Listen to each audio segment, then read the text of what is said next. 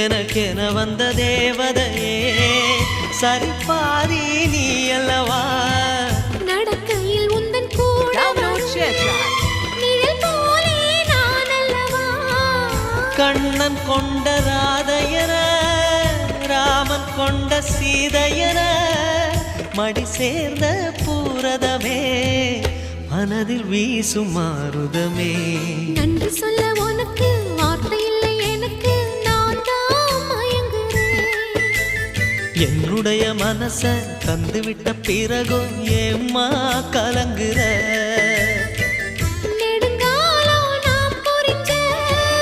தவத்தாலே நீ திருக்கோயில்